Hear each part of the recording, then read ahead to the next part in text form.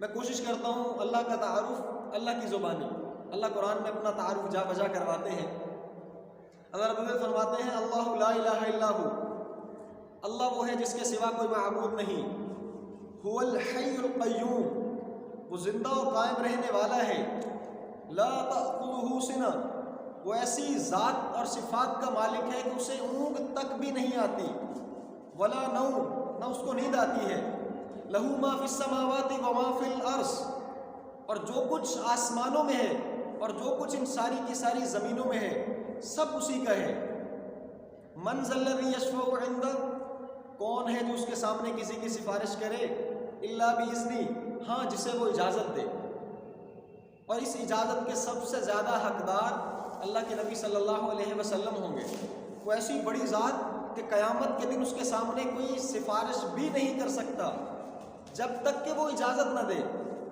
یعلم ما بین ایدیہم، علم کیسا مکمل، یعلم ما بین ایدیہم، آج سے پہلے جو کچھ ہو چکا اللہ رب العزت فرماتے ہیں وہ سب جانتا ہے، وما خلفہم، اور آج کے بعد آئندہ جو ہونے والا ہے اس کو ساری ہر چیز کا مکمل پتہ ہے، ولا یحیطون بشیء من علمہ، اور اس کے علم میں ہر چیز کا احاطہ ہے، الا بما شاء، مگر جتنا وہ چاہے جس کو عطا کر دے، وسع کرسیہ السماوات والارض، اور اس کی کرسی زمین و آسمان پر حاوی ہے۔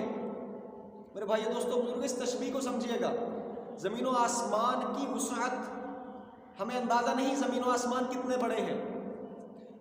سائنسی اعتبار سے زمین کا رقبہ 72,000 کلومیٹر بنتا ہے۔ اس ایک زمین کا رقبہ یہ ہے، روایات میں آتا ہے 7 زمینیں اللہ نے پیدا کی۔ اب ہمیں کیا خبر 7 زمینیں کہاں ہیں، باقی آسمان اوپر تلے 7 ہیں۔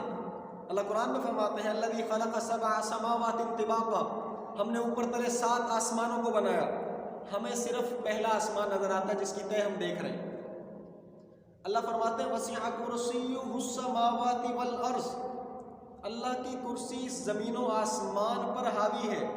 حاوی ہونے کا کیا مطلب، جیسے یہ چھوٹی سی کرسی، اس کے نیچے جتنا رقبہ جتنی جگہ آتی یہ کرسی اس پہ حاوی ہے۔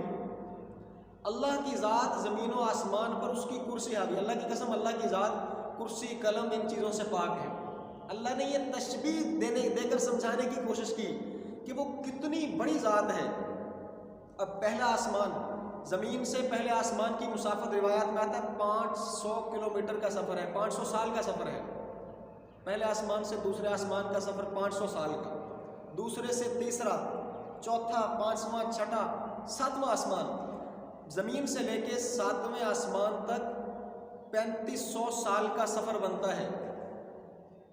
جو اتنی بڑی بڑی مسافت کے زمین و آسمان ہیں، اللہ رب العزت کیا فرماتے ہیں وسع کرسیہ السماوات والارض، کہ صرف ان زمین و آسمانوں پر تو اس کی کرسی حاوی ہے، یعنی وہ یہ سارے زمین و آسمان لپٹ کے اس کی ایک کرسی کے نیچے آ جاتے ہیں۔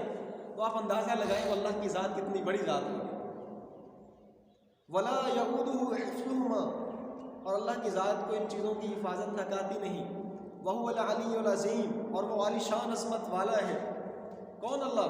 قل اللہم مالک الملک تؤتی الملک من تشاء، ہم دنیا میں دیکھتے ہیں کہ بادشاہتیں کیسے ملتی ہیں، الیکشن ہوتے ہیں، لوگ منتخب ہوتے ہیں، امیدوار جس پارٹی کے زیادہ ہوں ان کا وزیر اعظم بنا۔ اللہ قرآن میں فرماتے ہیں بادشاہت کے فیصلے تم زمینوں پہ نہیں کرتے، اللہ جس کو چاہتا ہے بادشاہت اسے عطا کرتا ہے۔ وَتَنزِعُ الْمُلْكَ مِمَّن تَشَاءُ، اور جس سے چاہتا ہے اللہ فرماتا ہے میں بادشاہت واپس لے لیتا ہوں۔ وَتُعِزُّ مَن تَشَاءُ، عزتوں کے سارے تاج اسی اللہ رب العزت کے قبضہ قدرت میں ہیں، وہ جسے چاہتا ہے عزتوں سے نوازتا ہے۔ وَتُذِلُّ مَن تَشَاءُ، جسے وہ چاہے اسے ذلیل کر کے دکھاتا ہے۔ اللہ کی قسم پوری کائنات مل کے کسی کو عزت دینا چاہے، اللہ کا ارادہ نہ ہو تو وہ شخص عزت نہیں پا سکتا، اور پوری کائنات کسی کو عزت دینا چاہے، اللہ آسمان پہ بیٹھ کے یہ فیصلہ کرے اللہ اسے ذلیل کرے گا تو اللہ ذلیل کر کے دکھاتا ہے۔ بیدک الخیر، ساری کی ساری خیر و برکت اسی کے ہاتھ میں ہے۔ وَهُوَ عَلَىٰ إِنَّكَ عَلَىٰ كُلِّ شَيْءٍ قَدِيرٌ، اور وہ ہر چیز پر مکمل قدرت رکھنے والا ہے۔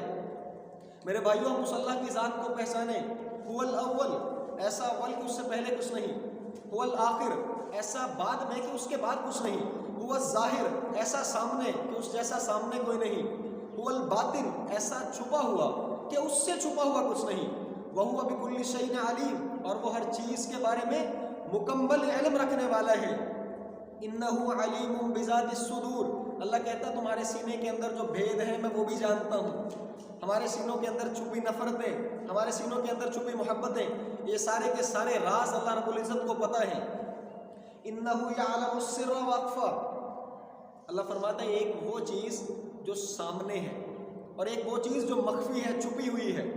میں مثال دیتا ہوں، ایک میری وہ آواز جو آپ تک پہنچ رہی، میرے اپنے کان سن رہے، ایک وہ آواز جو میں اپنے دل میں بات سوچوں، بولوں نہ سوچوں اور میرے اپنے کان سننے سے قاصر ہوں۔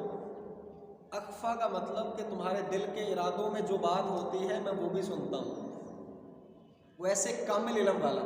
حدیث پاک میں آتا ہے کہ کالی رات ہو، کالا پہاڑ ہو، اس کالے پہاڑ کے نیچے کالی چونٹی سفر کر رہی ہو، اس چونٹی کے قدموں سے بننے والے نشان اور اس چونٹی کے چلنے سے آنے والی آہٹ، اس نے ان نشانوں کو بھی اللہ دیکھ رہا ہے اور اس آہٹ کو بھی اللہ سن رہا ہے۔ وہ کیسا کامل دیکھنے والا ہے اور وہ کیسا کامل سننے والا ہے۔ میرے بھائیو دوستو بزرگوں، ہم اس اللہ کو پہچانیں۔ وہ اللہ کی ذات اتنی بڑی ذات، تبارک الذی بیدہ الملک وہو علی کل شیء قدیر، بڑی بابرکت ہے وہ ذات جس کے قبضہ قدرت میں تمام جہانوں کی بادشاہت ہے اور ساری کی ساری ہر چیز پر وہ قدرت رکھنے والا ہے۔ الذی خلق الموت اللہ وہ ہے جس نے موت کو پیدا کیا، والحیات اور زندگی کو پیدا کیا۔ مقصد کیا بتایا؟ لیبلوکم ایکم احسن عملا، تاکہ وہ یہ تھوڑے سے دورانیے میں دیکھے کون ہے جو تم میں سے اچھے اور صالح اعمال کر کے مجھ تک آتا ہے۔ اب اس آیت کو سمجھیے گا، الذی خلق الموت والحیات اللہ وہ ہے جس نے موت کو پیدا کیا اور زندگی کو پیدا کیا۔ ہونا تو یوں چاہیے تھا کہ اللہ نے زندگی کو پیدا کیا اور پھر موت کو پیدا کیا، کیونکہ پہلے زندگی ہے اور موت تو بعد میں آتی ہے۔ لیکن اس آیت کی تفسیر آپ پڑھ کے دیکھیں، مفسرین لکھتے ہیں کہ اللہ رب العزت نے موت کا ذکر اس لیے کیا کہ موت کے بعد ایک ایسی زندگی آنے والی ہے جس کا کوئی سرا ہی نہیں، کوئی کنارہ ہی نہیں، جو ہمیشہ ہمیشہ کی زندگی ہے۔ اور زندگی کہتے ہیں زندہ رہنے کو۔ یہ اب جو ہم ہیں یہ کیا ہے؟ یہ وَمَا الْحَيَاةُ الدُّنْيَا إِلَّا مَتَاعُ الْغُرُورِ، یہ تو دھوکہ ہے۔ اس زندگی کو، یہ جو جس زندگی میں ہم دنیا میں یہ جو زندگی گزار رہے ہیں، اس کو اللہ کسی گنتی میں ہی نہیں لایا۔ اللہ نے اس لیے کہا الذی خلق الموت اللہ وہ ہے جس نے موت پیدا کی، والحیات اور موت آئے